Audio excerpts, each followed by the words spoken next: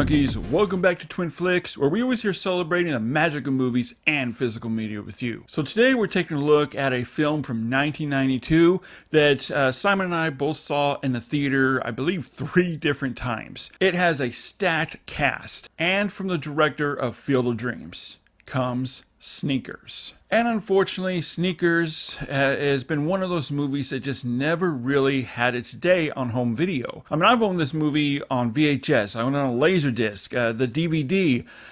Neither had a great looking presentation. Not even a Laserdisc had a very great looking presentation. And then I picked up this Blu-ray from 2015 from Universal that used the same scan as the DVD, and it clearly shows. Now, this Blu-ray has been known to have several issues, from edge enhancements to inaccurate color timing. That dreaded pink hue that we have seen a lot in these comparison videos is on here as well. Well, finally, at long last, Kino Lorber has put right with what once went wrong with this 4K UHD presentation of Sneakers. This is taken from a fresh 4K scan from the original 35mm negative, forming a 4K DI with HDR10 and Dolby Vision grading, and preserving the original theatrical ratio of 1:8:5:1 when the Blu-ray was framed wrong at 1:7:8:1. Alright guys, so let's take a closer look at Sneakers on 4K UHD and compare it against the previous release Blu-ray, and let's take a look at all the improvements.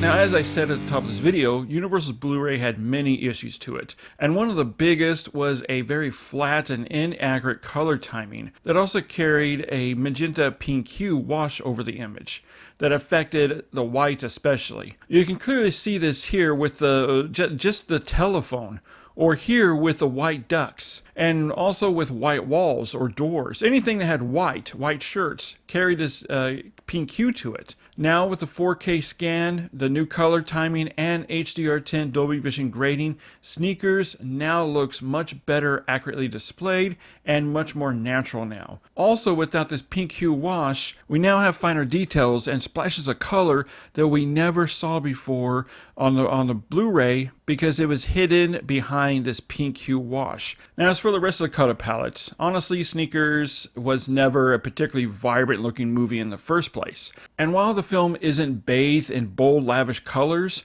the color gamut is opened up much wider here, like I've never seen it before on home video that flourishes. The colors look very natural and lifelike now, and primaries do carry some really nice pop to them, especially with reds and blues that look better resolved and not as harsh as they do on the Blu-ray. The Blu-ray also had many areas of highlights that were blown out or hot spots. I mean, just look at this scene here from the beginning of the film. His windshield is completely blown out compared to the 4K. And daylight scenes also look slightly overexposed here on the Blu-ray. With use of the contrast on the 4K, this now handles this perfectly, with daylight scenes now looking naturally lit, and highlights are much more balanced out without any blown out or hot spots to be found. The saturation is also handled much better here. That's elevated just enough in helping giving colors, tones, and shades more energy and nuances that stay active, and also helps with skin tones now looking natural and lifelike, unlike the Blu-ray where the skin tones lean more towards the palish side.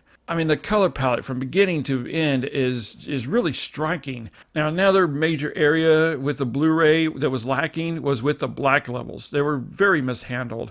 It was just a mess. We had bright blacks, some very heavy crushing out of details, some really noisy blacks. The black levels here on the 4K, and with the help from the HDR10 and Dolby Vision grading, really resolves all the problems of the black levels and shadows the Blu-ray had. We now have very strong, inky, truer looking black levels, even pitch black in areas, such as with clothing or at night. The 4K also has stronger shadow detail and shading that gives the image a very nice sense of depth, also drawing out much more information within the image with excellent visibility even in the darkest corners. The black levels here on this 4K are just very impressive to look at. Now, the overall image quality on this 4K is also a major reference point here, and is vastly improved upon from the very lackluster Blu-ray. The higher 2160p resolution gives more finer lines now within the image, along with help from the HDR10 and Dolby Vision grading that really breathes whole newfound life into the film,